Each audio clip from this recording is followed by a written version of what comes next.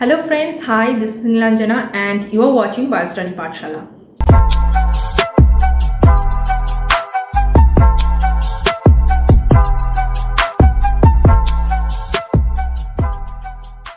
So in our previous video, we have learned about duplicate recessive epistasis.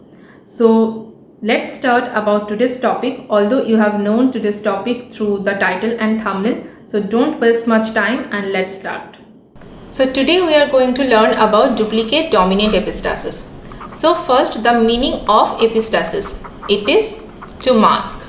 Alright, and again two homologous chromosomes. These two are homologous chromosome. On this locus A gene is present and on this locus the variant of A gene will be present. For example, the recessive allele of A gene is present, and on another locus B gene is present. For example, on this particular locus B gene is present, and as it is homologous chromosome of this one, so on this locus the variant of B gene will be present. For example, small b. As it is duplicate epistasis, that means the effect of A and B gene will be similar. That means A and B gene will show the same type of phenotype. As it is duplicate dominant epistasis, that means homozygous dominant condition of A gene or heterozygous condition of A gene will be epistatic over homozygous recessive condition of B gene, and the homozygous dominant condition of B gene or the heterozygous condition of B gene will be epistatic over A genotype. And as these two genotype or as these two genes are responsible for the same phenotype, and as it is duplicate dominant epistasis, that means the presence of one dominant allele of either A gene or B gene will lead to formation of same phenotype. Okay, that means for a particular genotype, that is capital A, capital B, or capital A, capital B, or small a, capital B,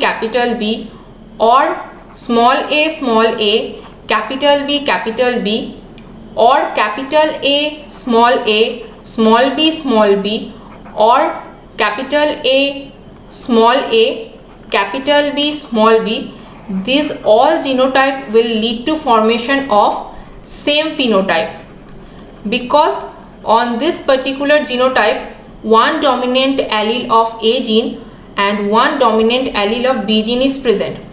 In this particular genotype, one dominant allele of B gene is present. Another example here you can see, here one dominant allele of A gene is present. So these all genotypes will show same type of phenotype. The homozygous recessive condition of A and B gene will lead to formation of different phenotype, because here no dominant A allele, no dominant B allele is present. So it will show only different types of phenotype. Now let's know about the example which follows the duplicate dominant epistasis. The Shepard pulse fruit size, the Shepard pulse fruit shape. The Shepard pulse fruit shape follows this duplicate dominant epistasis, and in case of this fruit there are two types of fruit shape are found. These are might be either heart shape or it might be narrow shaped, and the heart shaped may require either one dominant A allele or one dominant B allele. That means the presence of either one dominant A allele or one dominant B allele will lead to formation of heart shaped fruit shape, and the narrow shaped fruit is the result of the homozygous recessive condition of A and B gene. So now let's see the cross procedure. So in case of P1 generation, a heart-shaped fruit with capital A, small b is crossed with again a heart-shaped fruit which is coded by small a, capital B, and these two individuals will produce gametes in gametic 1 generation, and this individual will produce gamete as capital A, small b. The number of the gametes will be 4, and this individual will produce small a, capital B type of gamete, and the number of the gametes will be again 4. Now these gametes will fuse together to form F1 individual in F1 generation. So the F1 individual will be the heart-shaped fruit again with genotype capital A, capital B, small b. So now we will see about the selfing between F1 generation. So the selfing between F1 individuals will show the cross between heart-shaped fruit with genotype capital A, capital B, small b, crossed with again a heart-shaped fruit with genotype capital A, capital B, small b. Now this individual will produce 4 types of gametes. These are capital A, capital B, capital A, small a, capital B, and small a, small b. This individual again will produce 4 types of gametes. These are capital A, capital B, capital A, small a, capital B, and small a, small b. Now the F2 individual will be provided through checkerboard. Now let's see. So these are all F2 individuals, and the number of the F2 individuals are 16. On this row the gametes are male gametes, and in this column the gametes are female gametes. You can see through this checkerboard that here this all individuals are showing heart-shaped fruit. That means here total you can see that 15 individuals are showing heart-shaped fruit, okay, and only one is showing the narrow-shaped fruit.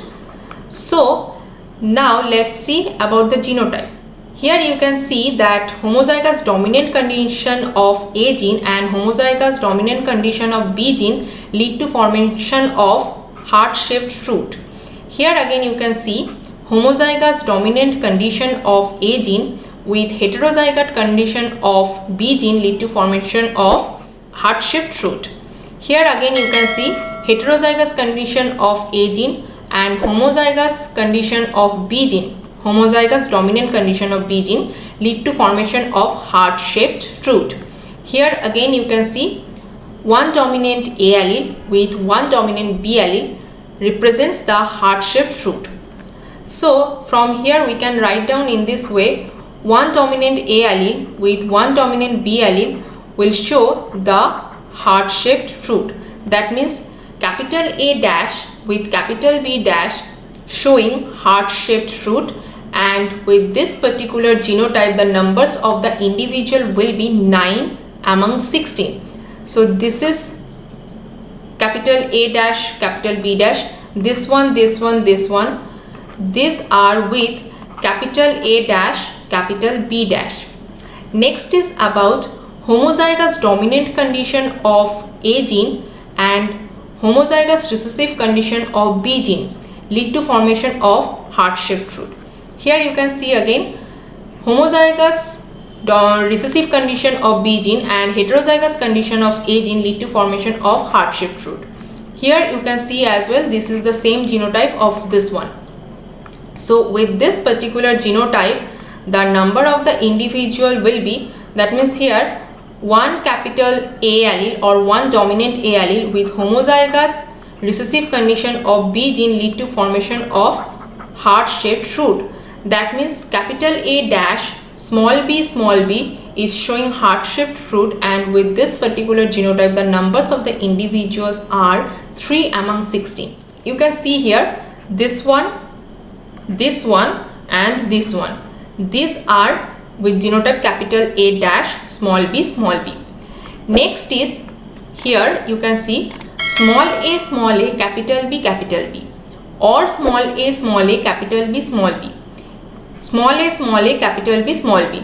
That means here again these three individuals with small a with one dominant B allele showing heart-shaped fruit. That means homozygous recessive condition of A gene with one dominant allele of B gene represents the heart-shaped fruit, and this genotype is showing 3 individuals among 16. Now the last one remains.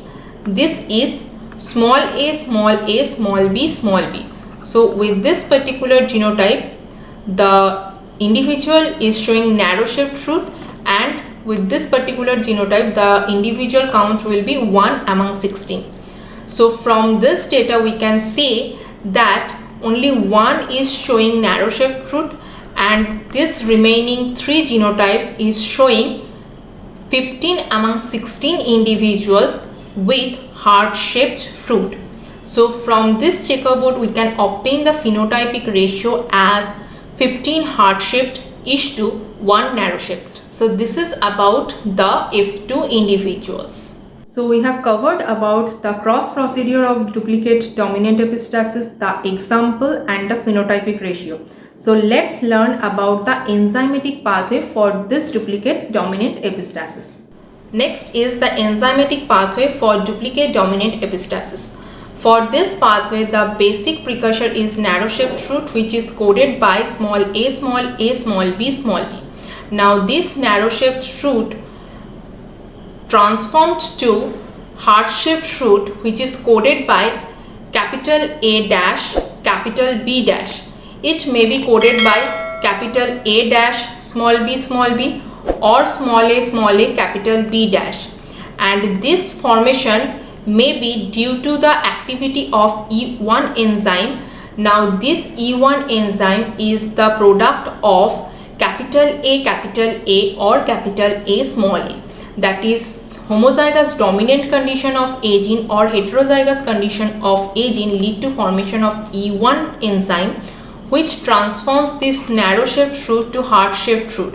And if this E1 enzyme acts on this precursor, it will lead to formation of heart shaped fruit with the genotype capital A dash small b or capital A dash capital B dash. Now this formation occurs may be due to the presence of E2 enzyme as well. So the E2 enzyme will be the product of capital B or capital B small b.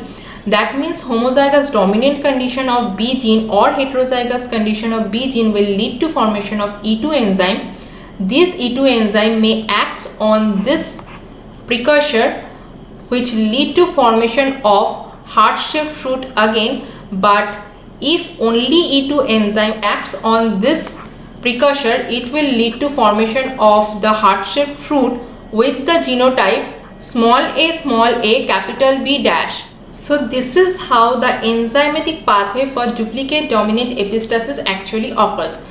The affinity of enzyme between E1 and E2 is actually similar, and these two enzymes occurs in same affinity on the small a small b precursor, that is narrow shaped fruit. That means the affinity of E1 enzyme and E2 enzyme on the narrow shaped fruit precursor is actually similar. So any of these enzyme may act on this fruit shape to transform it to heart shaped fruit. So this is how the duplicate dominant epistasis enzymatic pathway actually occurs. So if you have learned something through this video, do like this video, share and recommend this channel with your friends, and lastly do subscribe if you haven't till now. And if you have any queries regarding any lectures or need any help, you may let me know on comment section below as well as through mail. So till then, thank you and take care.